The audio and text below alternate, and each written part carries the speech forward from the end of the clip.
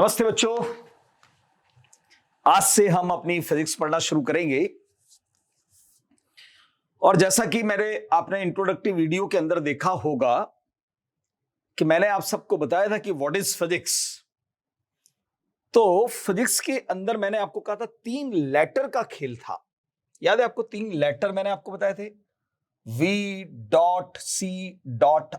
अगर आपने मेरा इंट्रोडक्टिव वीडियो देखा होगा तो उसके अंदर मैंने कहा था फिजिक्स मेरी निगाह में 3 लेटर का खेल है और V stand for vector. V जो था वो वेक्टर के लिए ही था बच्चों, vector. C stand for calculus, R stand for relative. और कहा था कि अगर इन 3 चीजों पर आपने ग्रिप अगर बना ली तो डेफिनेटली आपके फिजिक्स के 80% न्यूमेरिकल्स आपकी जेब में होंगे। इसलिए हम सबसे पहले शुरुआत करेंगे वेक्टर से बच्चों। तो आज का टॉपिक हमारा है वेक्टर।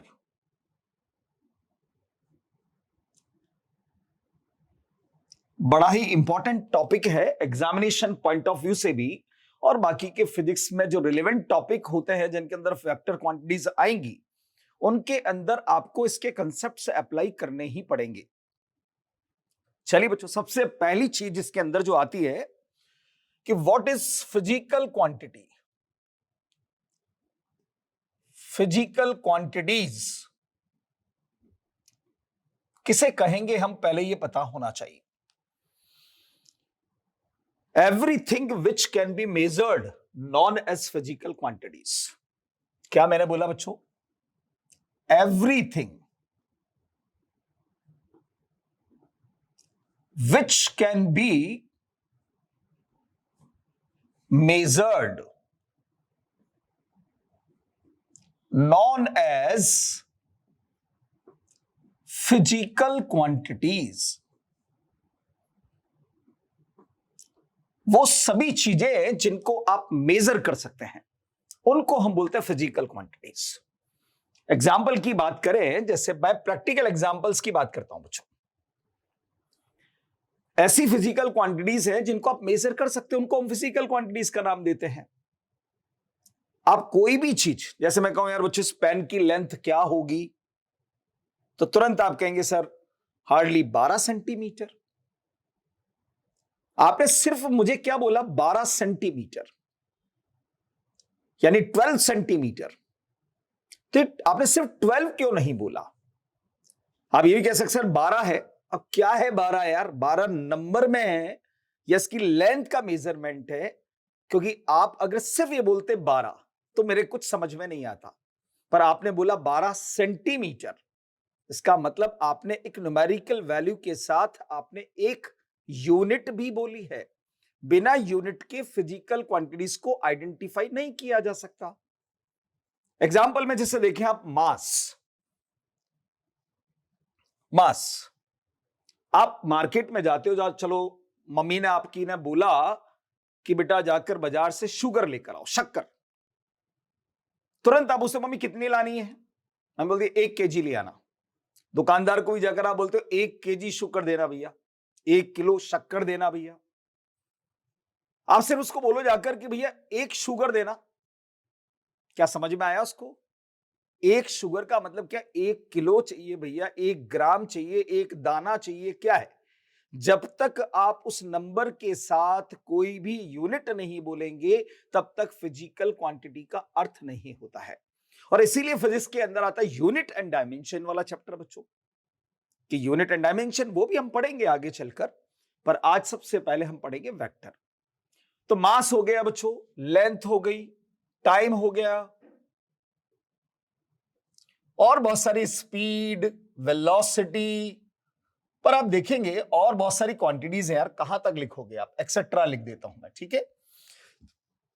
बहुत सारी फिजिकल क्वांटिटीज आने वाली है 11th की क्वांटिटी टॉपिक्स में भी, 12th की टॉपिक्स में भी। Intensity of electric field, potential आएगा, काइनेटिक एनर्जी आएगा, पोटेंशियल एनर्जी आएगा, मैकेनिकल एनर्जी आएगा।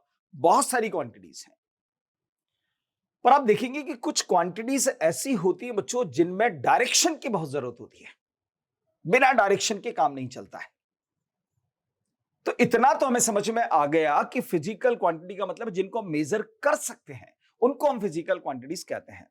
तो दिमाग में बात आएगा, सर कोई ऐसी भी चीज है जिसको मेजर नहीं कर सकते हम? जी हां, बहुत सारी चीजें ऐसी, जैसे कि लव को आप मेजर नहीं कर सकते। कोई ऐसा मीटर नहीं बना है कि आप ये कह दो कि साहब ये इतना % लव आपसे करता है। सोरो, दुख, मुझे बहुत दुख, अरे भाई कितना दुख है यार, ये तो बताओ। दुख का कोई मीटर नहीं है। हैप्पीनेस, कोई मीटर नहीं है। क्या आपने मीटर लगा दिया साहब की हैप्पीनेस पता चल जाए कि यार ये 80% 80% खुश है? तो ये देखने में ऐसा लगता है कि फिजिकल क्वांटिटीज है, पर वास्तव में है नहीं बच्चों, क्योंकि इनको मेजर करने का कोई इंस्ट्रूमेंट नहीं बना है, इसलिए इनको हम फिजिकल क्वांटिटीज नहीं कह सकते। ठीक है, चलिए सबसे पहले बात आती है बच्चों की फिजिकल क्वांटिटीज होती कितनी है। ठीक है, क्वांटिटीज को फिजिक्स के अकॉर्डिंग बच्चों हमने 3 चीजों में डिवाइड किया हुआ है। सबसे पहले हम लेते हैं स्केलर क्वांटिटीज। दूसरे नंबर पर हमारा आता है बच्चों वेक्टर क्वांटिटीज, और तीसरे नंबर पर आता है टेंसर क्वांटिटीज। कई बच्चों को यह नाम बड़ा अटपटा सा लगता है, बोले टेंसर क्वांटिटीज क्या होती है? आएगा बच्चों, बिल्कुल लास्ट में बताएंगे इसको, क्योंकि कुल मिलाकर 5-6 क्वांटिटीज हमारी ऐसी है जो 11th और 12th में मिलाकर टेंसर क्वांटिटीज की फॉर्म में जानी जाएंगी। चलिए बच्चों, सबसे पहले बात करेंगे अपन स्केलर क्वांटिटीज की। क्या होती है स्केलर क्वांटिटी? डेफिनेशन को समझिएगा। Those physical quantity which have only magnitude, not have a direction, called scalar quantities. Those physical quantities which have only magnitude, not have a direction.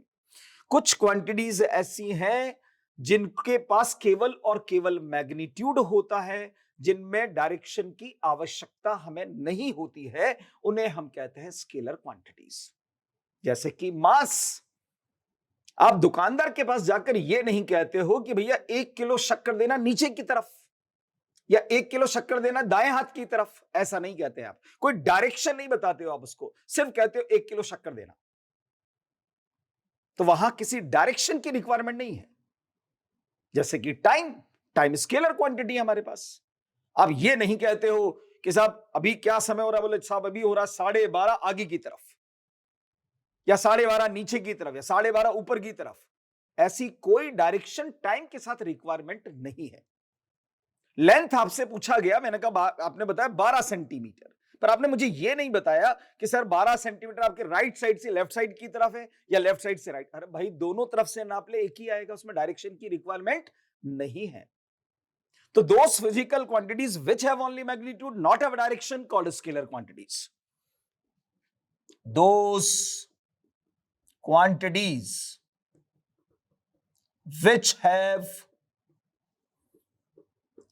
only magnitude, not have direction, called, मैं called को C/D लिखूंगा बच्चों, ध्यान रखना, called scalar quantities. Scalar quantities, मैं आपको example देता हूं, जैसे कि mass, length, time, distance, speed, pressure, work, power, energy, और एक साथ में दे रहा हूं करंट। इसके नीचे मैं अंडरलाइन कर रहा हूं एक्सेट्रा, बहुत सारी क्वांटिटीज है। करंट के नीचे मैंने अंडरलाइन कर दिया है mass, length, time, distance, speed, pressure, work, power, energy, और साथ में करंट भी मैंने लिखा है। इनमें से किसी भी करंट को छोड़ दीजिएगा अभी, इनमें से किसी भी फिजिकल क्वांटिटीज के अंदर हमें कहीं पर भी डायरेक्शन की जरूरत नहीं है बच्चों। इनमें सिर्फ मैग्नीट्यूड से ही काम चल जाएगा, सिर्फ मैग्नीट्यूड से ही। तो इनको कैटेगराइज किया गया स्केलर क्वांटिटी के अंदर। पर बोले सर आपने करंट के नीचे अंडरलाइन क्यों करी है? छोटी क्लास के अंदर ही, 9th क्लास के अंदर ही, अब बच्चों पढ़ लेते हो, करंट का एक छोटा सा टॉपिक आता है 9th क्लास के अंदर कि what is current. Rate of flow of charge is called current, और कहा direction of current is always opposite to flow of charge. Charge जिस डायरेक्शन में फ्लो कर रहा है उसके अपोजिट डायरेक्शन के अंदर करंट होता है, ऐसा हमें छोटी क्लास के अंदर बताया जाता है। तो आप कहते हैं सर कि वहां तो डायरेक्शन है, फिर उसको स्केलर में क्यों रखा गया है? बस उसको तो वेक्टर में रखिए, क्योंकि वेक्टर की डेफिनेशन में हमने छोटी क्लास में तो पढ़ी है यार, physical quantity which have magnitude as well as direction called vector. बड़ी बड़ी किताबों के अंदर भी ऐसा ही लिखा होता है बच्चों। पर आपको ताज्जुब होगा कि ये वेक्टर की डेफिनेशन इनकंप्लीट डेफिनेशन है। करेक्ट डेफिनेशन बताऊंगा, पर पहले इसको समझ लीजिए आप। तो करंट को क्यों वेक्टर में नहीं रखा गया, जब अपन वेक्टर की डेफिनेशन पढ़ेंगे तब मैं आपको यह बात वापस से समझाऊंगा कि करंट को हमने वेक्टर में क्यों नहीं रखा है। ठीक है, अभी सिर्फ इतना मान लो कि यहां करंट जो है वो स्केलर क्वांटिटी है। चलिए बच्चों, अब स्केलर क्वांटिटी की रिप्रेजेंटेशन की बात कर लेते हैं। ठीक है, चलिए मैं यहां आ जाता हूं इधर।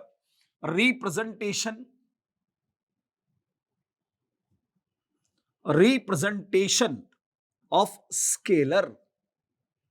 स्केलर को कैसे रिप्रेजेंट किया जाता है बच्चों? स्केलर क्वांटिटी को जब भी आप रिप्रेजेंट करेंगे बच्चों, उसको n इंटू यू से रिप्रेजेंट किया जाता है।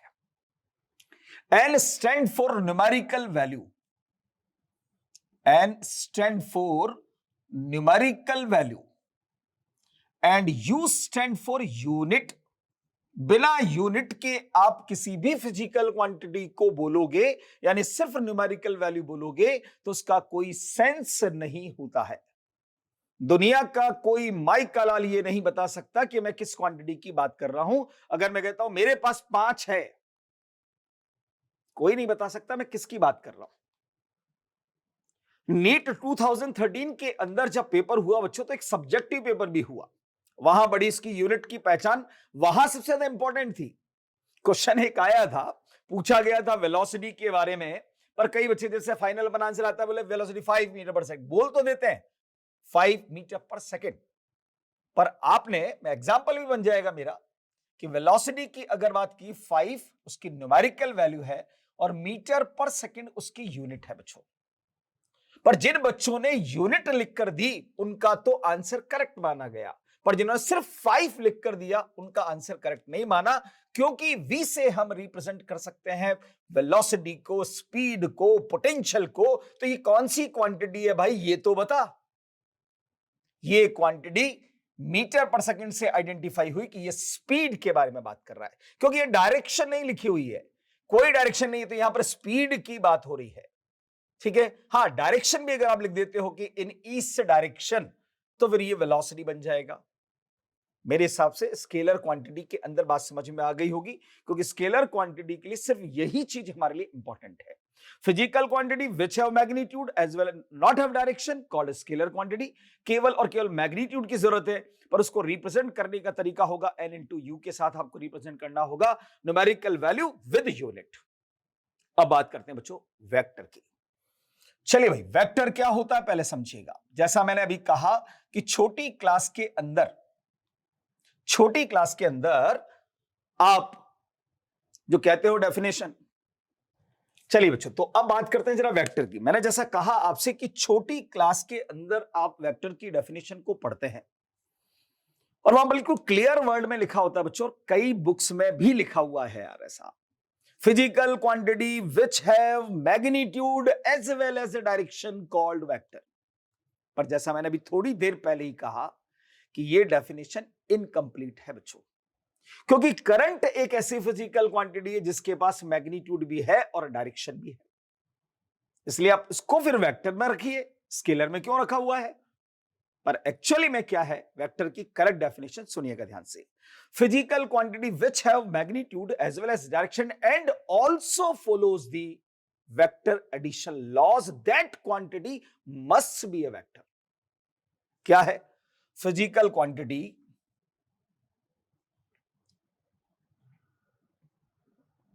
which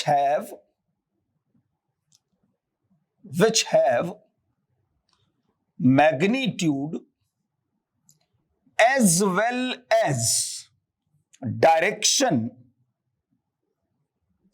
and also follows the vector addition laws, that quantity must be a vector। ये कंप्लीट डेफिनेशन है, और इस डेफिनेशन के अंदर बच्चों तीन चीजें सबसे ज्यादा इंपॉर्टेंट है। पहली चीज मैग्नीट्यूड, दूसरी चीज डायरेक्शन, और मोस्ट इंपॉर्टेंट एडिशन लॉज। देखिए, स्केलर क्वांटिटीज को तो क्या होता है, बड़े आराम से सिंपल एल्जेब्रा के अकॉर्डिंग कैलकुलेट किया जा सकता है। सिंपल एल्जेब्रा जिसके अंदर एल्जेब्रिक लॉज लगते हैं, addition law, subtraction law, multiplication law, division law, जो छोटी क्लास से आप सीखते आ रहे हो। 2 में 2 को जोड़ा 4 आएगा साहब, तो 2 किलो शक्कर में 2 किलो शक्कर ऐड करोगे 4 किलो बन जाएगी, इतना सबको पता है यार। पर 2 केजी शुगर में 3 केजी जोड़ोगे तो 5 बन जाएगा। पर वेलोसिटी की जब बात होती है, क्योंकि वो वेक्टर क्वांटिटी है, वेक्टर जैसे मैंने कह दिया, मान लो कि एक पर्सन 2 मीटर पर सेकंड से इस डायरेक्शन में जा रहा है, फिर थोड़ी देर के बाद वो नॉर्थ डायरेक्शन में जा रहा है, तो रिजल्टेंट वेलोसिटी, अब आप ये नहीं कह सकते कि साहब रिजल्टेंट वेलोसिटी 2 मीटर पर सेकंड ईस्ट प्लस 2 मीटर पर सेकंड नॉर्थ, ये नहीं। मैं वेक्टर को ऐड करने के लॉज ही अलग हैं, तो जब हम वेक्टर एडिशन पढ़ेंगे तो उसके अकॉर्डिंग हमें सीखना पड़ेगा। एग्जाम्पल की बात कर लेता हूं बच्चों जरा इसके। Example, displacement, velocity, acceleration, force, momentum, intensity of the field, etcetera. बहुत सारी क्वांटिटीज आगे आने वाली हैं, डोंट वरी। जैसे जैसे आएगा मैं वैसे वैसे डिस्क्राइब करता चलूंगा आपको। अब ये एग्जाम्पल आपको लिखना है। ये सब ऐसी क्वांटिटीज हैं बच्चों जिनके अंदर मैग्नीट्यूड भी मिलेगा, डायरेक्शन भी मिलेगी, और साथ साथ वेक्टर एडिशन लॉस को वो फॉलो भी करेंगी, तो ही आप कहोगे कि वो वेक्टर है। यानी अगर कोई आपसे पूछ ले कि ये क्वांटिटी वेक्टर है या नहीं है, तो आपको उसके अंदर 3 बातें देखनी है। मैग्नीट्यूड उसके पास होना चाहिए, डायरेक्शन उसके पास होनी चाहिए, और साथ साथ वो वेक्टर एडिशन लॉस को फॉलो भी करनी चाहिए। जैसे कि मैं एग्जांपल दूं आपको कि मान लो कि ये एक मेरा रेजिस्टेंस वायर है बच्चों, और एक रेजिस्टेंस वायर मान लीजिए कि यहां पर ऐसे लगा दिया मैंने, और एक रेजिस्टेंस वायर यहां लगा दिया मैंने। इसको मैंने नाम दे दिया P, इसको मैंने नाम दे दिया Q, इसको नाम दे दिया मैंने R। मान लिया मैंने कि इस वायर के अंदर 3 एम्पियर का करंट जा रहा है, और मान लिया कि इस वायर के अंदर 4 एम्पियर का करंट जा रहा है।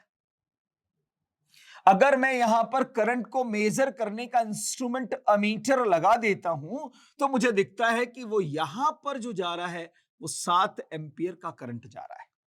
तो आपने क्या किया यार, 3 के अंदर 4 को डायरेक्ट ऐड कर दिया, 7 बन गया। तो ये तो बिल्कुल आपने स्केलर क्वांटिटीज की तरह ही ऐड किया है करंट को। अगर करंट वेक्टर होता तो इन दोनों डायरेक्शन के बीच का ये एंगल भी यहां पर एक इंपॉर्टेंट रोल अदा करता। आगे चलकर आप पढ़ेंगे एक लॉ ऑफ पैरेललोग्राम, और लॉ ऑफ पैरेललोग्राम से रिजल्टेंट जो आता है बच्चों वो √p² plus q² plus twice p/q cos theta आता है। और ये थीटा जो होता है वो उन दोनों वेक्टर्स के बीच का एंगल ही होता है। अगर मैं यहां पर मान लो कि थोड़ी देर के लिए ऐसा ज्यूम कर लेता हूं कि करंट एक वेक्टर क्वांटिटी है, तो फिर मुझे पहला वेक्टर मेरा बना P वाला मतलब कि 3, Q वाला मतलब कि 4, और इनके बीच का एंगल कितना है, 90 डिग्री का है। cos 90 की वैल्यू बेसिक मैथमेटिक्स में आपने पढ़ा होगा 0 होती है, तो ये टर्म तो 0 हो जाएगी, पर p मतलब 3 का स्क्वायर मतलब 9, q मतलब 4 का स्क्वायर मतलब 16, 9 और 16 मिलकर 25 और 25 का स्क्वायर रूट करोगे तो 5। भैया ये मेरा आंसर तो वेक्टर मानने पर 5 एम्पियर आ रहा है और अमीटर तो 7 एम्पियर मेजर कर रहा है, तो वेक्टर एडिशन लॉस को फॉलो ही नहीं किया उसने तो फिर कैसे होगा? आपने बोला that quantity must B A vector, तभी वो वेक्टर बनेगी। तो इसने वेक्टर एडिशन लॉस को फॉलो नहीं किया है, इसलिए करंट को रखा गया है स्केलर क्वांटिटी के अंदर। पर मेरी बात को ध्यान से सुनिएगा, बहुत अच्छे लेवल के जो टीचर होते हैं वो करंट को कभी स्केलर भी नहीं मानते, वो मानते उसको टेंसर क्वांटिटी। कोटा के अंदर हम जैसे बड़े बड़े जो टीचर्स हैं, हम कभी भी करंट को स्केलर नहीं बताते, पर हमारी बुक्स चाहे एचसी वर्मा की उठा के देख लीजिए आप, उसके अंदर भी आपको मिलेगा करंट एक स्केलर क्वांटिटी है। पर रियल में जब आप टेंसर की बात करेंगे तब मैं आपको बताऊंगा करंट को हम टेंसर क्यों बोलते हैं। पर आपको ये बता देता हूं, आपके एग्जामिनेशन पॉइंट ऑफ व्यू से कभी करंट के बारे में पूछे तो आप उसको स्केलर पर ही टिक करना है, ठीक है? करंट एक बहुत झमेले वाला खेल हो गया आपके लिए, स्केलर में भी आ गया, वेक्टर में भी। अब टेंसर की बात मैं करूंगा, जब टेंसर की बात करूंगा तब आपको बताऊंगा कि साहब करंट को हम टेंसर क्यों बोलते हैं। चलिए व्हाटएवर, जब आएगा तब की तब बात करेंगे। अभी तो सिर्फ इतनी सी बात कि साहब वेक्टर होता क्या है, स्केलर क्या होता है, ये हमें समझ में आ गया। अब बात करते हैं बच्चों वेक्टर के रिप्रेजेंटेशन की, कि वेक्टर को रिप्रेजेंट कैसे किया जाता है। जैसे स्केलर को बताया मैंने n इंटू यू से किया जाता है बच्चों, पर वेक्टर को रिप्रेजेंट कैसे किया जाता है, तो वेक्टर रिप्रेजेंटेशन भी देखिएगा आप। अब वेक्टर रिप्रेजेंटेशन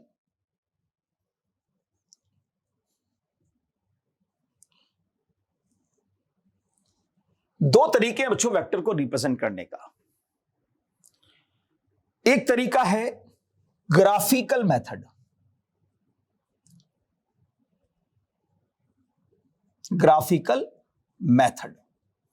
जो कि सबसे कॉमन तरीका है। ग्राफिकल मेथड जो हर बुक के अंदर ऐसे ही बताया जाता है। एनसीईआरटी ने दो तरीके बता रखे, एक ग्राफिकल मेथड, एक एनालिटिकल मेथड। ग्राफिकल मेथड में क्या होता है कि हम किसी भी वेक्टर को एक एरो से रिप्रेजेंट करते हैं, एक लाइन से रिप्रेजेंट करते हैं, और उस लाइन के ऊपर एक एरो लगा दिया जाता है बच्चों। एक लाइन से रिप्रेजेंट करते हैं, उसके ऊपर एक एरो लगा दिया जाता है, और वो ये कहता है कि सारी चीजें जो है वो इसके अंदर रिप्रेजेंट होती हैं। लेंथ ऑफ एरो जो होता है बच्चों, ये लेंथ ऑफ एरो इतनी बड़ी आपने एरो बना रखी है, तो लेंथ ऑफ एरो यहां पर होता है, जो लेंथ होती है वो हमेशा प्रोपोर्शनल होती है मैग्नीट्यूड के, इक्वल नहीं, प्रोपोर्शनल बोलूंगा बच्चों। कई बुक्स के अंदर लेंथ कहते हैं कि लेंथ जो है वो मैग्नीट्यूड को रिप्रेजेंट करती है, जी नहीं। मान लो मैंने कह दिया यार कि एक पार्टिकल का डिस्प्लेसमेंट 10 मीटर ईस्ट डायरेक्शन के अंदर, तो आप खींचो कॉपी में अब 10 मीटर ईस्ट डायरेक्शन के अंदर, कैसे बना दोगे आप 10 मीटर की लाइन आपकी कॉपी के अंदर? तब आप मान लेते हो कि suppose 2 metre is equal to 1 centimetre. 2 metre length को आपने 1 सेंटीमीटर में रिप्रेजेंट कर दिया है, तो 10 मीटर के लिए आपको सिर्फ 5 सेंटीमीटर की लाइन खींचनी पड़ेगी, और कॉपी में आराम से 5 सेंटीमीटर की लाइन ड्रॉ हो जाएगी आपसे। तो इसलिए लेंथ प्रोपोर्शनल टू मैग्नीट्यूड। अब इस लाइन के पास दो चीजें हैं बच्चों, ये जो पोर्शन होता है ना, एक तो ये होता है एरो हेड, जहां बना हुआ है एरो लगा हुआ है उसको बोलते हैं हेड, और इस पोर्शन को हम कहते हैं बच्चों टेल, यानी इस एरो की पूंछ है ये, और ये उसका सिर है। Direction is always represent from tail to head. वो एरो जो आपने बनाया है वो हमेशा रिप्रेजेंट करेगा उस फिजिकल क्वांटिटी की डायरेक्शन को, ठीक है, डायरेक्शन को रिप्रेजेंट करेगा। अब इसका मतलब ये बिल्कुल नहीं निकलता है, ध्यान रखना, मैं बता दूंगा अभी आपको कि इसका क्या मतलब नहीं निकलता है। अभी थोड़ी देर बाद जब एनालिटिकल मेथड बताऊंगा तो बच्चा उसमें बड़ा ही भ्रमित रहता है, छोटे बच्चे जो होते हैं। पर आप तो चलो टारगेट वाले हो, यानी कि आप रिपीटर्स बैच है, तो आपको इतनी बातें सब समझ में आती है। तो लेंथ जो होता है बच्चों वो प्रोपोर्शनल टू मैग्नीट्यूड होता है, और यहां पर टेल और हेड दो चीजें हैं। टेल से हमेशा हेड की तरफ हमेशा डायरेक्शन जो होगी वो रिप्रेजेंट करेगी। ध्यान रखना, हेड हमेशा डायरेक्शन को शो करता है। किसको शो करता है? डायरेक्शन को। तो लेंथ में अपने पास मैग्नीट्यूड भी आ गया, डायरेक्शन भी, और वो वेक्टर है, तो वो तो एडिशनल लॉस आप जब लगाओगे तभी जाकर आपको समझ में आएगा। ये उसको रिप्रेजेंट करने का ये तो है बच्चों ग्राफिकल मेथड। दूसरा मेथड हमारे पास में आता है बच्चों एनालिटिकल मेथड। एनालिटिकल मेथड क्या है इसके अंदर? समझिएगा ध्यान से। सिंबॉलिक मेथड भी कहते हैं इसको हमारी लैंग्वेज के अंदर। एनालिटिकल मेथड इसलिए कह देते हैं इसको क्योंकि हम फिजिक्स के अंदर बहुत सारी क्वांटिटीज जो भी है हमारी, उनको हम एक सिंबल से रिप्रेजेंट करते हैं बच्चों। एनालिटिकल बोल दो, सिंबॉलिक मेथड बोल दो, चलेगा बच्चों।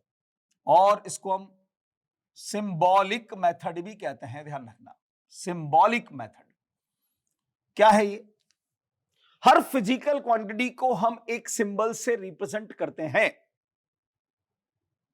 जैसे मास को m से रिप्रेजेंट कर दोगे, लेंथ को l से, टाइम को t से, फोर्स को F से, एक्सेलरेशन को स्मॉल a से, वेलोसिटी को v, अब स्पीड को भी v से और वेलोसिटी को भी v से।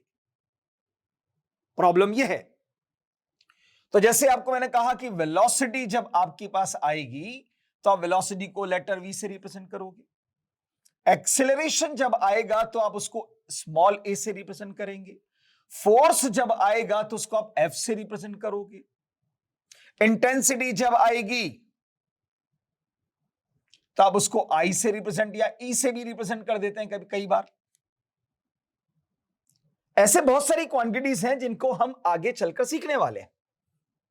पर यह कैसे पता चलेगा कि लेटर जो होता है वो रिप्रेजेंट करता है मैग्नीट्यूड को। लेटर रिप्रेजेंट करता है मैग्नीट्यूड को, और उसके ऊपर हम एक छोटा सा पुट कर देते हैं, एक एरो। वो इस बात को रिप्रेजेंट करता है कि this quantity have direction. This quantity have direction, केवल ये रिप्रेजेंट कर रहा है। ध्यान रखना, मैंने जो बोला है मेरी वर्डिंग्स को ध्यान से सीखना, वरना वर्डिंग में ही मैं आपको सवाल गलत करवा दूंगा आपसे। एक्सेलरेशन, एक एरो टिका दिया आपने ऊपर। फोर्स, एक एरो टिका दिया। इंटेंसिटी, एक एरो आपने टिका दिया। लेटर हमेशा बताएगा मैग्नीट्यूड को, और उसके ऊपर रखा हुआ एरो बताएगा कि this quantity have direction, not shows actual direction. ऐसा नहीं कि मैंने कह दिया कि पार्टिकल के ऊपर, वेलोसिटी के ऊपर आपने एरो इधर लगा दिया तो इसका मतलब यह है कि साहब एरो मतलब इधर, मतलब पार्टिकल इधर ही जा रहा है। कोई कैसा अगर मान लो लेफ्ट में जाए तो क्या मैं एरो ऐसे लगा दूं? अरे गलत हो जाएगा भाई ये। अब मैं कहता मान लो ऐसे जा रहा होता तो फिर क्या कोई ऐसे लगाएगा कि एरो इसके ऊपर? ये भी गलत है। एरो लगाने का तरीका सिर्फ एक ही है, वो इस बात को इंडिकेट कर रहा है कि इस क्वांटिटी के पास डायरेक्शन है, वो एक्चुअल डायरेक्शन शो नहीं कर रहा है। ध्यान रखना, तो ये सिंबॉलिक रिप्रेजेंटेशन है। ग्राफिकल रिप्रेजेंटेशन में एक लाइन होती है, उसकी लेंथ मैग्नीट्यूड को रिप्रेजेंट करती है, और एरो है डायरेक्शन को शो करता है। Direction is always represent from initial position to final. Tail को हम वेक्टर का इनिशियल पॉइंट भी कहते हैं, इनिशियल और स्टार्टिंग पॉइंट। इसको हेड जो होता है उसको हम एंड पॉइंट भी कहते हैं, एंड पॉइंट, और फाइनल पॉइंट भी कहते हैं, final point. Direction is represent always from initial point to final point, tail to head या starting point to final point.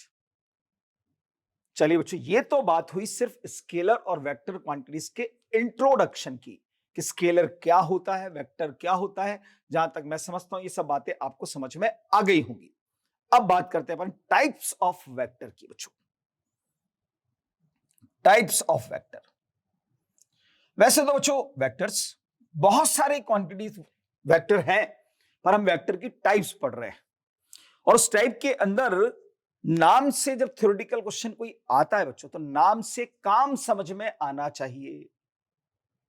जैसे होता है ना, कईयों का नाम होता है पर उसको नाम का मतलब ही पता नहीं होता बच्चे को।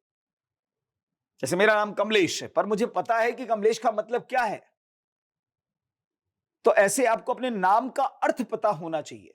तो जब आप टाइप ऑफ वेक्टर पढ़ोगे तो टाइप ऑफ वेक्टर के अंदर हर नाम से काम आपको समझ में आना चाहिए, तो डेफिनेशन रटने की जरूरत नहीं है। जैसे कि पहला वेक्टर हम पढ़ते हैं बच्चों, पैरेलल वेक्टर्स। पैरेलल वेक्टर्स समझिएगा, मैं पूछूंगा थोड़ी देर के बाद में कि पैरेलल वेक्टर का क्या मतलब है। Those vectors which have same direction called parallel vectors. क्या बोला मैंने? Those vectors which have same direction.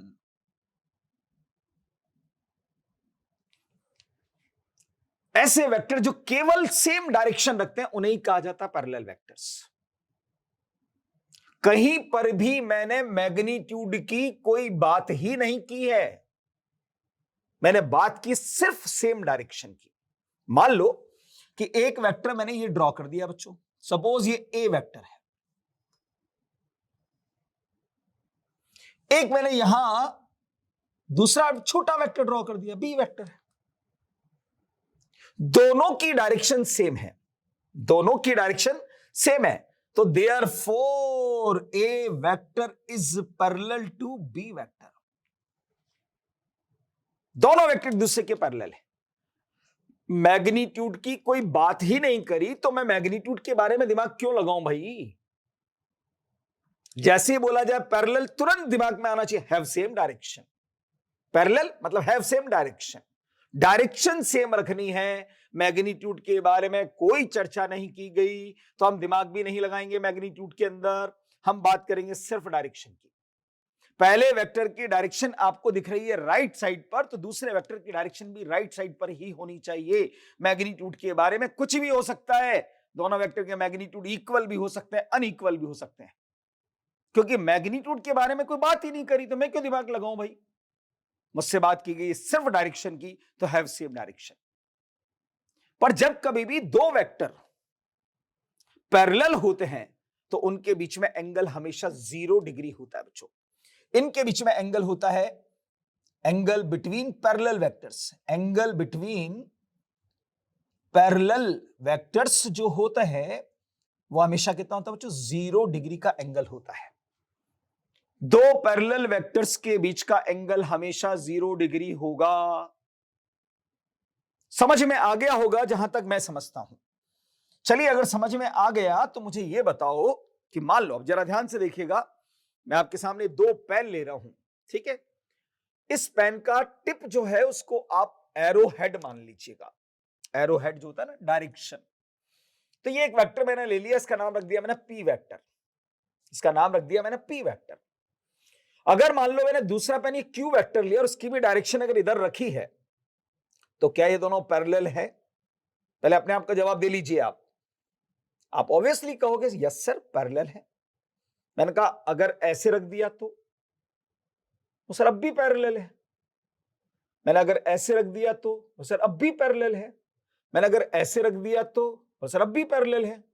पर मुझे बताओ अगर मैंने ये कर दिया तो क्या ये पैरेलल है? मैं जानता हूं कि 90% स्टूडेंट जवाब दे रहे हैं सर अब पैरेलल नहीं है सर। क्यों भाई, क्यों नहीं है पैरेलल? तो सर पैरेलल का मतलब तो यही होता है ना। ये मैंने कब बताया भाई कि पैरेलल का मतलब यही होता है?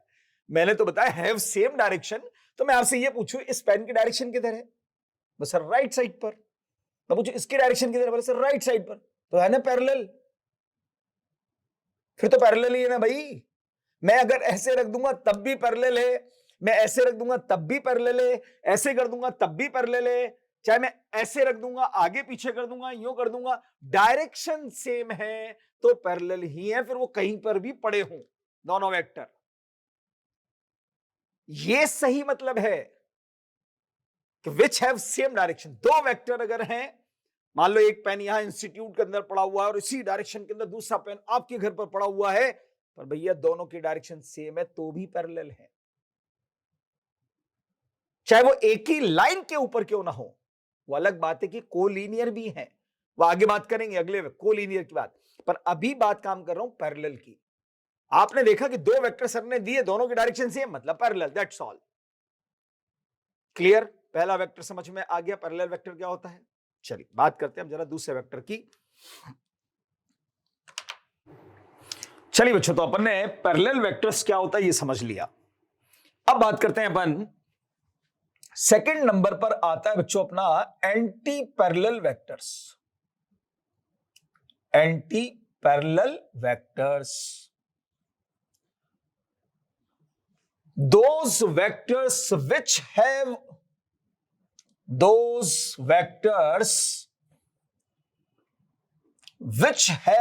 opposite direction, which have opposite directions, known as anti-parallel vectors। देखिए फिर ध्यान से वर्डिंग पर जाइए, रटने पर मत जाना। जो भी बच्चा समझेगा वो फिजिक्स में जीत जाएगा। फील होना चाहिए कि हाँ यार मैंने कुछ पढ़ा है, मैंने कुछ समझा है दिमाग से, तो जाकर फिजिक्स आपका दोस्त बन जाएगी बच्चों, बहुत अच्छी। तो पैरेलल वेक्टर आपको समझ में आया। अब देखिए एंटी पैरेलल में यहां पर भी बच्चों देखो तो सिर्फ और सिर्फ डायरेक्शन की बात कर रहा है कि भैया ऐसे वेक्टर जो अपोजिट डायरेक्शन में हो। यहां पर फिर उसने मैग्नीट्यूड की बात नहीं की है। इसका मतलब मैग्नीट्यूड को देखना नहीं है, सिर्फ क्या देखना है, डायरेक्शन देखनी है। सपोज मान लो ये कोई एक वेक्टर है अपने पास में, ए वेक्टर, जो मैंने आपको दिख रहा राइट साइड पर लिया हुआ है। हो सकता है दूसरा वेक्टर में से बड़ा ले लूं यार बच्चों, और वो मैंने इधर ले लिया है। दोनों की डायरेक्शन अपोजिट है, एक इधर एक इधर, तो अपने क्या बोला, एंटी पैरेलल वेक्टर है भैया ये। मैग्नीट्यूड की चिंता नहीं करनी, क्योंकि मैग्नीट्यूड की बात तो डेफिनेशन के अंदर भी नहीं की है बच्चों। इनके मैग्नीट्यूड इक्वल अनइक्वल कैसे भी हो सकते हैं, पर हमें बेसिक चीज देखनी है कि डायरेक्शन अपोजिट है या नहीं है। और ऐसे वेक्टर्स के बीच का एंगल हमेशा होता है बच्चों 180 डिग्री। जब भी दो एंटी पैरेलल वेक्टर की बात करेगा मतलब उनके बीच का एंगल कितना बच्चों, 180 डिग्री है। और यहां पर हम लिख सकते हैं therefore A vector is anti parallel to B vector. ये एंटी पैरेलल का साइन होता है। पैरेलल में सिर्फ दो वर्टिकल लाइन ड्रॉ कर देते हैं, एंटी पैरेलल में दोनों की डायरेक्शन अपोजिट बता दी, इसकी डायरेक्शन इसकी डायरेक्शन, इसका मतलब दोनों अपोजिट डायरेक्शन के अंदर है। ये हमारा एंटी पैरेलल वेक्टर हो गया। तीसरे नंबर पर हमारा आता है बच्चों इक्वल वेक्टर्स। नाम से ही काम समझ में आना चाहिए। नाम दिख रहा है इक्वल, मतलब एक जैसे होने चाहिए।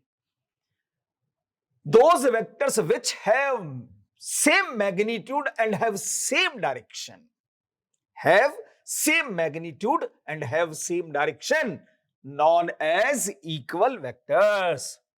मैं सिर्फ इतना ही लिखूंगा बच्चों, have same direction, same magnitude and have same direction, same direction। ध्यान से देखो, मैग्नीट्यूड की भी बात करी, डायरेक्शन की भी बात करी, सेम मैग्नीट्यूड सेम डायरेक्शन। ऐसे वेक्टर जिनके मैग्नीट्यूड भी सेम हो, डायरेक्शन भी सेम हो, ऐसे वेक्टर को ही कहा जाता है इक्वल वेक्टर्स। जैसे मैं कहूं बच्चों कि ये मान लो मेरा है ए वेक्टर, ए वेक्टर, पी वेक्टर, जो मानना है मान लो यार। जितनी बड़ी लेंथ का ये है उतनी ही बड़ी लेंथ का मुझे दूसरा वेक्टर प्लॉट करना पड़ेगा यहां। वो सपोज मैंने प्लॉट किया बच्चों ये, और जिस डायरेक्शन में ये है उसी डायरेक्शन में ये भी है भाई, ये बी वेक्टर। हियर यहां पर दोनों वेक्टर्स के मैग्नीट्यूड सेम हैं। तो सर ये क्या लिखा, मैग्नीट्यूड ए बराबर बी। याद करो सिंबॉलिक रिप्रेजेंटेशन को, और सिंबॉलिक रिप्रेजेंटेशन के अंदर कहा था कि लेटर हमेशा मैग्नीट्यूड को रिप्रेजेंट करता है।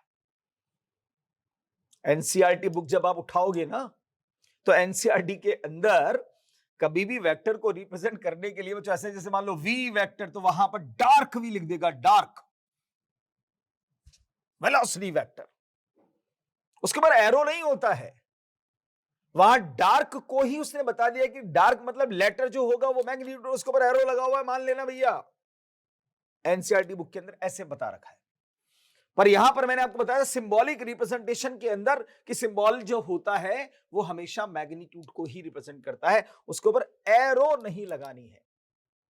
एरो अगर नहीं लगाओगे तो इसका मतलब वो लेटर सिर्फ और सिर्फ उसके मैग्नीट्यूड को ही रिप्रेजेंट कर रहा है। तो मैंने बोला सेम मैग्नीट्यूड, इसका मतलब ए और बी दोनों का मैग्नीट्यूड सेम है एंड हैव सेम डायरेक्शन।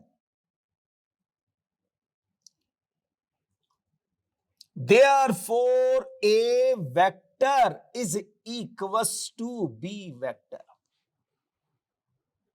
तो ये दोनों वेक्टर हमेशा इक्वल है बच्चों। मैग्नीट्यूड सेम हो, डायरेक्शन सेम हो, तो ही जाकर वो इक्वल वेक्टर बनेगा। अब सवाल आता है दिमाग में, इतना 3 तरीके के वेक्टर पढ़ लिए, तो पढ़ाते पढ़ाते दिमाग में सवाल आ गया मेरा कि यार पूछ लेना चाहिए बच्चों से। चलो बताना, ईमानदारी से क्वेश्चन के जवाब दीजिएगा, ठीक है? अपने आप को ही जवाब देना है, क्वेश्चन मुझसे सुनना है आपको। क्या मैं ऐसा बोल सकता हूं बच्चों?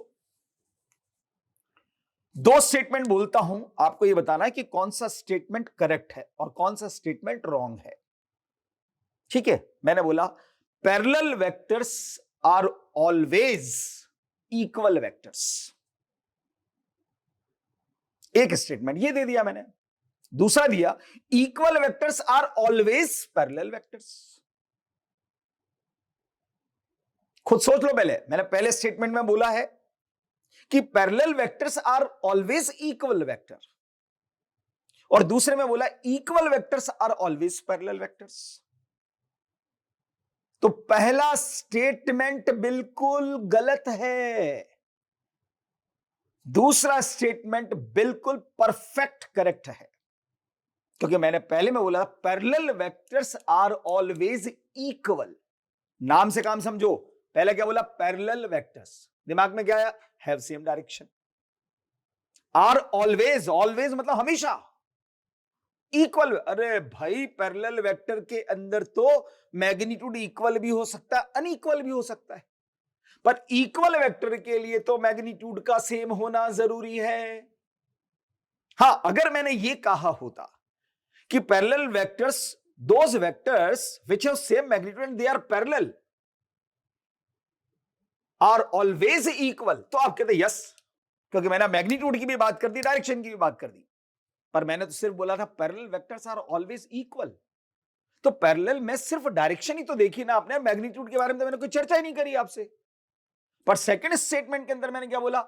Equal vectors are always parallel. Parallel के लिए मैग्नीट्यूड जरूरी नहीं है, पर डायरेक्शन तो जरूरी है। तो इक्वल के पास तो भैया मैग्नीट्यूड भी सेम है, डायरेक्शन भी सेम, तो सेम डायरेक्शन की वजह से पैरेलल भी है वो। क्लियर? चलिए बात करते हैं, यही थ्योरेटिकल क्वेश्चन मार देते हैं, वर्डिंग ही खेल है सब कुछ। न्यूमेरिकल करना बहुत आसान काम है, पर थ्योरेटिकल क्वेश्चन का जवाब देना उतना ही मुश्किल काम है बच्चों। आते हैं नेक्स्ट 4th नंबर पर। इक्वल वेक्टर के बाद अब मैं लेता हूं बच्चों negative vector.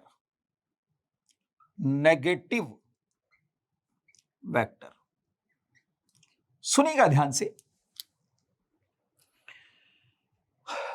A vector which have equal magnitude of a given vector but have opposite direction represent negative of that vector। क्या मतलब? समझो, सपोज ये कोई एक वेक्टर आपको दिया हुआ है, P वेक्टर मान लो यार, एक वेक्टर आपको दिया हुआ है। अब मैंने बोला कि इस वेक्टर के मैग्नीट्यूड के बराबर का पर अपोजिट डायरेक्शन में अगर आप एक वेक्टर ड्रॉ करते हैं, if we drawn a vector of equal magnitude of given vector but in opposite direction, then drawn vector is known as a negative vector. Given vector के अपोजिट डायरेक्शन के अंदर, मैं डॉटेड लाइन से represent कर रहा हूं बच्चों उसको, ठीक है, आपको समझाने के लिए। जितना बड़ा यह है उतना ही बड़ा मैंने इसको ड्रॉ किया, अपोजिट डायरेक्शन के अंदर किया, ये कहलाएगा नेगेटिव ऑफ पी वेक्टर। इसी वेक्टर का ये नेगेटिव बन गया है। डॉटेड लाइन से इसलिए ऐसा नहीं कि डॉटेड से रिप्रेजेंट करते हैं, सिर्फ आपको डिफरेंस बताने के लिए मैंने डॉटेड लाइन से ड्रॉ कर दिया। इसका मतलब ये कतई नहीं है कि डॉटेड लाइन से रिप्रेजेंट किया जाता, ध्यान रखना, ठीक है। ये सिर्फ आपको डिफरेंस बताने के लिए कि जो वेक्टर, ये गिवन वेक्टर था, इस गिवन वेक्टर के मैग्नीट्यूड के बराबर का जितना बड़ा ये है उतना ही बड़ा ये है, पर उसके अपोजिट डायरेक्शन के अंदर अगर आपने ड्रॉ कर दिया तो ये नेगेटिव ऑफ गिवन वेक्टर होगा, जिसकी हमें जरूरत पड़ेगी जब हम सब्ट्रैक्शन ऑफ वेक्टर्स पढ़ेंगे तब। सब्ट्रैक्शन ऑफ वेक्टर के अंदर पढ़ेंगे, ध्यान रखना इस चीज को, इसकी सबसे ज्यादा जरूरत वहीं पर पड़ेगी आपको। चलिए बच्चों, 5th नंबर पर आता है हमारा नल वेक्टर, जिसको हम जीरो वेक्टर भी कहते हैं। Null vector, zero vector. क्या होता है बच्चों null vector? A vector which have zero magnitude but direction can not be determine या can't be determine, known as null vector. क्या बोला भाई मैं? Vector which have zero magnitude and direction cannot be determined, called null vector। वो vector जिसका magnitude क्या हो, zero, और जिसकी डायरेक्शन को आप डिटरमाइन ही नहीं कर सके, उसको हम बोलेंगे नल वेक्टर। जैसे मैं अगर पूछूं यार कि बच्चों मान लो कि आपसे कि यार ए वेक्टर में से अगर मैं ए वेक्टर को सब्ट्रैक्ट करूं तो क्या आंसर आएगा, तुरंत आप बोलोगे सर जीरो। आप जीरो बोलोगे, मैं आपको -1 नंबर गिफ्ट में दूंगा। अरे जीरो नहीं है, जीरो वेक्टर है, वेक्टर। दो वेक्टर का सब्ट्रैक्शन करो या एडिशन करो, कभी भी स्केलर नहीं मिलेगा आपको, वेक्टर ही मिलेगा। दो वेक्टर का चाहे एडिशन करो या सब्ट्रैक्शन करो, कभी भी आपको स्केलर मिलेगा ही नहीं। तो उनका रिजल्टेंट जब कभी पूछे वेक्टर के साथ बोलो, बोलो हाँ सर वो जीरो। अरे जीरो नहीं भाई, जीरो वेक्टर है ये। कई बुक्स में लिखा होगा, क्वेश्चन के अंदर देखना, ऐसे एग्जांपल दे रहा हूं सिर्फ, ऐसे लिखा होगा A vector plus B vector plus C vector equal. अरे यार क्या बुक छाप रहे हो तुम, गलत है ये गलत है भाई। कैसे बराबर कर दिया तुमने? ये तीन वेक्टर का एडिशन बराबर स्केलर, मतलब वेक्टर बराबर स्केलर, तो फिर पढ़ा क्यों रहे वेक्टर भाई? इनका रिजल्टेंट तो वेक्टर ही आएगा ना। और ये क्या जीरो स्केलर है, इसका मतलब क्या प्रूव कर रहे हो? वेक्टर बराबर स्केलर, वेक्टर बराबर स्केलर है तो फिर वेक्टर पढ़ा क्यों रहे हो भाई?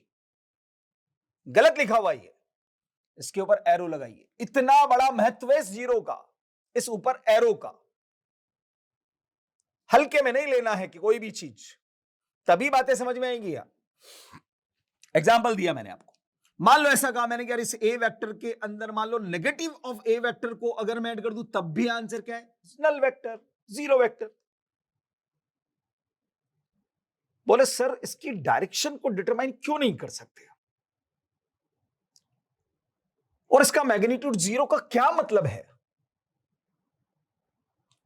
मैग्नीट्यूड को लेकर बच्चा फिर भी परेशान नहीं होता, पर डायरेक्शन को डिटरमाइन नहीं कर सकते। इसका मतलब है डायरेक्शन, आप में वो ताकत नहीं है कि आप उसकी डायरेक्शन को निकाल सके। डायरेक्शन तो है उसके पास, पर हम कैपेबल नहीं है उस डायरेक्शन को फाइंड आउट करने में। ये इसका मतलब है।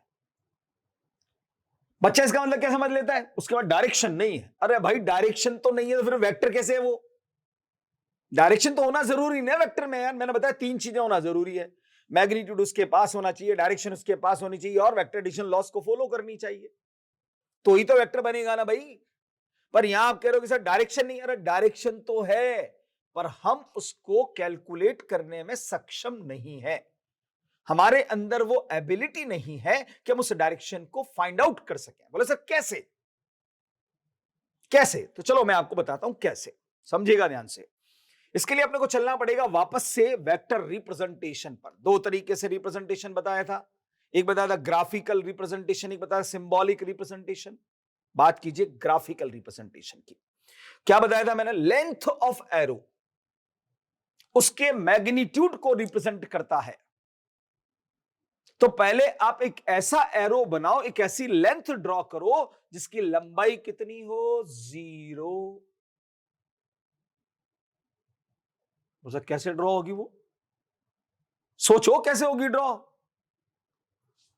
लो मैं ड्रॉ कर देता हूं। 0 लेंथ का एक एरो बनाने जा रहा हूं, ध्यान से देखना। बना दिया। सर ये तो डॉट ही लगाया आपने। तो भाई 0 लेंथ का बना रहा है इसलिए डॉट लगा दिया मैंने। लेंथ नहीं है उसके पास कोई भी, एक डॉट लगा दिया बस मैंने।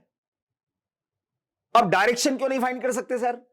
तो वापस से पूछो सिंबॉलिक रिप्रेजेंटेशन से, सॉरी ग्राफिकल रिप्रेजेंटेशन में क्या बताएगा? लेंथ हमेशा मैग्नीट्यूड को रिप्रेजेंट करता है, डायरेक्शन हमेशा टेल से हेड की तरफ बताई जाती है। तो जब भैया लेंथ ही 0, इसका मतलब क्या हुआ कि उसका स्टार्टिंग और फाइनल पॉइंट दोनों कॉन्साइड हो चुके हैं। वो लेंथ एक पॉइंट में कन्वर्ट हो गई है। दोनों पॉइंट में कोई जस्टिफिकेशन नहीं हो रहा कि कौन पहला इनिशियल कौन है, फाइनल कहां है। इस पॉइंट के अंदर इनिशियल भी है, फाइनल भी है, पर आप सक्षम नहीं है यह बताने में कि कहां इनिशियल और कहां फाइनल है। इसलिए मैं एरो किधर लगाऊं मुझे खुद को ही पता नहीं चल रहा है। मैं कहे सर मान लो थोड़ा सा पीछे है इनिशियल, उसका थोड़ा सा आगे, तो ले भाई तू ऐसे लगा दे। ये तो तेने माना है ना यार, मैं तो ऐसे मानूंगा नहीं, नीचे इनिशियल है ऊपर फाइनल है, ऐसे लगा दूंगा। कोई नहीं सर इधर लगाओ आप, तो कोई तीसरा कह देगा, कोई चौथा कह इधर लगाओ आप, कोई नहीं सर बोर्ड के बाहर लगाओ, कोई कह नहीं बोर्ड के अंदर लगाओ। अरे भाई कितनी डायरेक्शन बताओगे, वेक्टर की तो एक ही डायरेक्शन होती है।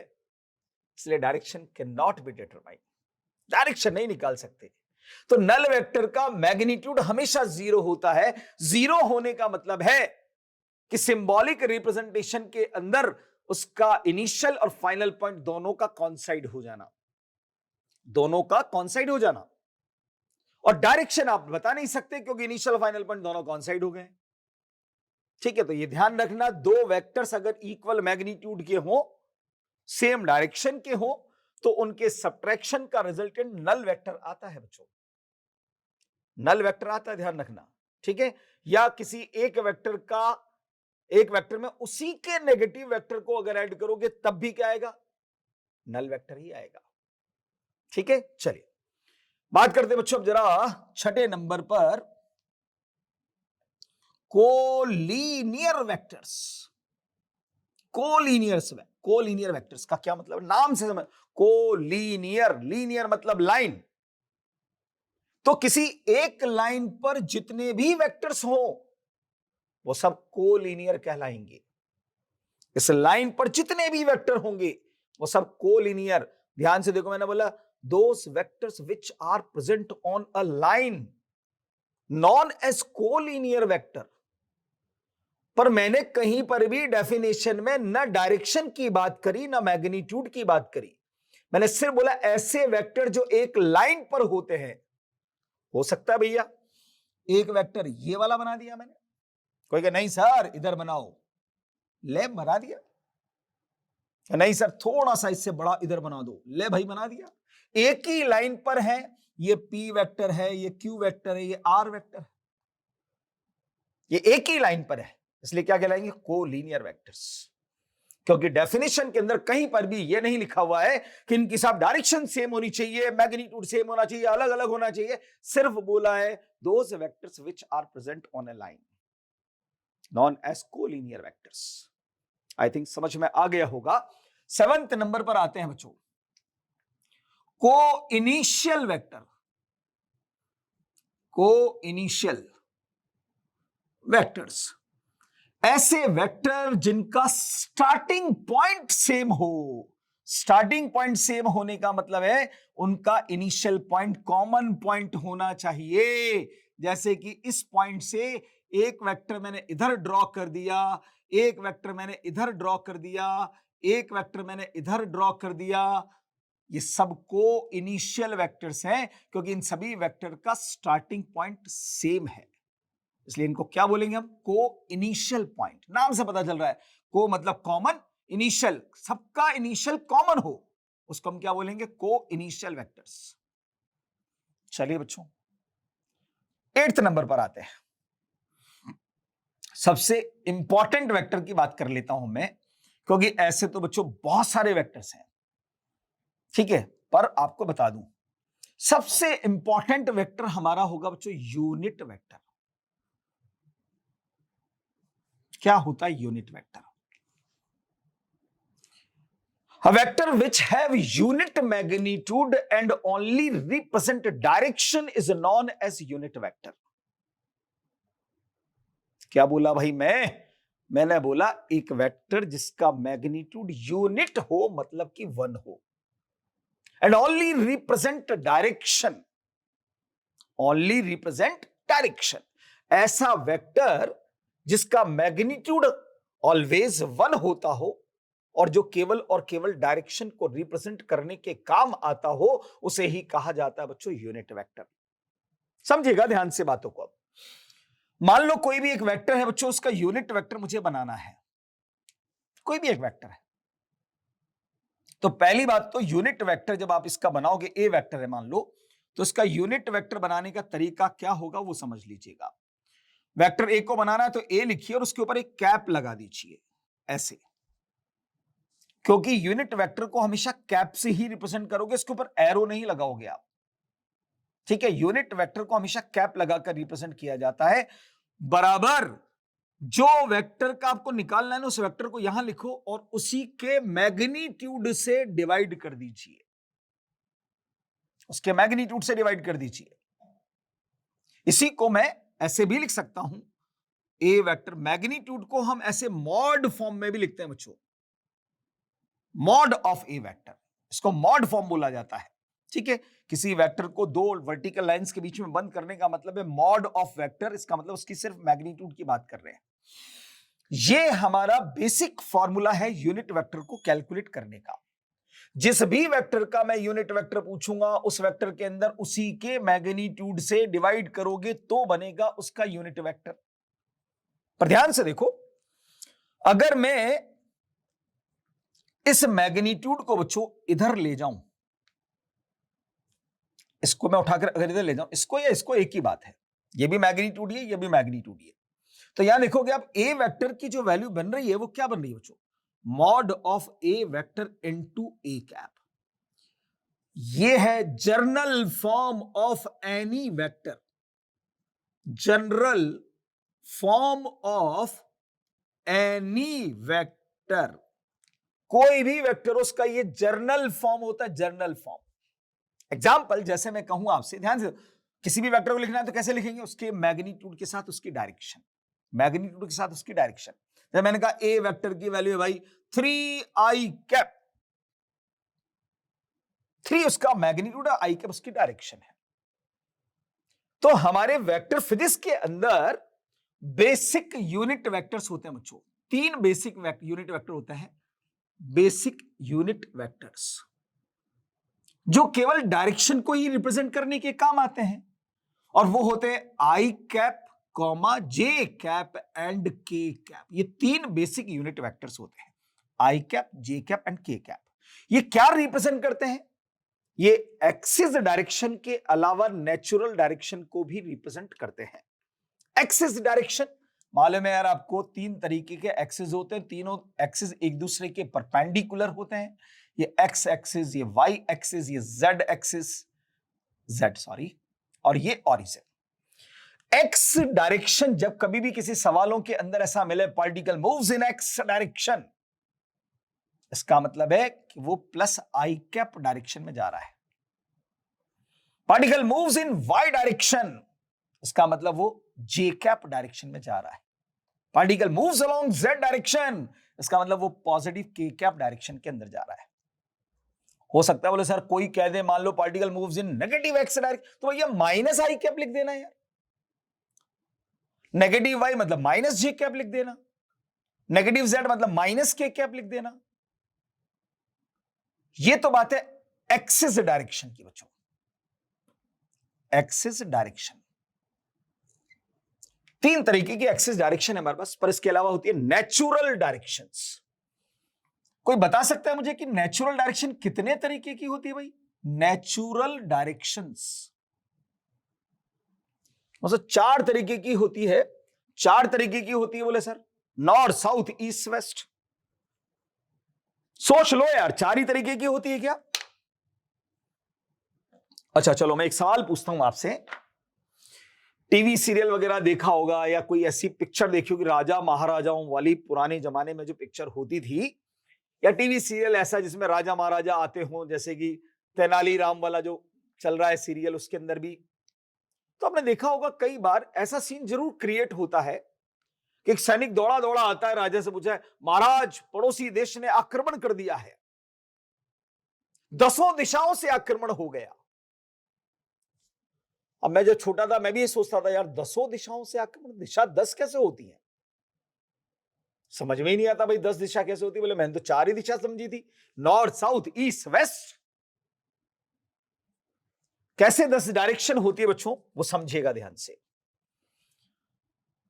ये 4 डायरेक्शन तो सबको पता होती है, ये नॉर्थ, ये साउथ, ये ईस्ट, ये वेस्ट, जिनसे न्यूज भी बनती है, NEWS न्यूज। आपने कभी सोचा कि यार न्यूज लिखा होता है न्यूज, अरे न्यूज का मतलब क्या? खबर। खबर का मतलब है इन सभी दिशाओं की न्यूज आपको दी जा रही है, NEWS इसीलिए बोला जाता है इसको। 4 डायरेक्शन तो ये सबको पता है, ये नॉर्थ, ये साउथ, ये ईस्ट, ये वेस्ट।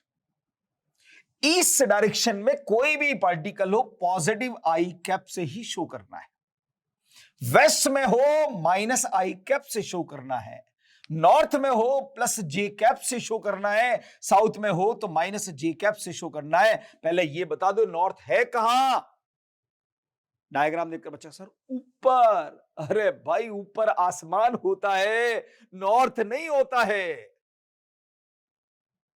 नॉर्थ हमेशा होता है in front of our face, right side पर हमेशा ईस्ट, लेफ्ट साइड पर हमेशा वेस्ट, फेस के सामने हमेशा नॉर्थ और पीछे होता है साउथ। यानी ऐसे, ये नॉर्थ, ये साउथ, ये ईस्ट, ये वेस्ट, ये हॉरिजॉन्टल डायरेक्शंस होती हैं, ध्यान रखना, वरना आगे मैग्नेटिक फील्ड पढ़ना है 12th क्लास के अंदर, वहां पर बड़ा उलझ जाते हैं बच्चे। बोले नॉर्थ डायरेक्शन के अंदर इलेक्ट्रिक फील्ड, बच्चा नॉर्थ में ऊपर इलेक्ट्रिक, अबे ऊपर नहीं है, आगे आगे।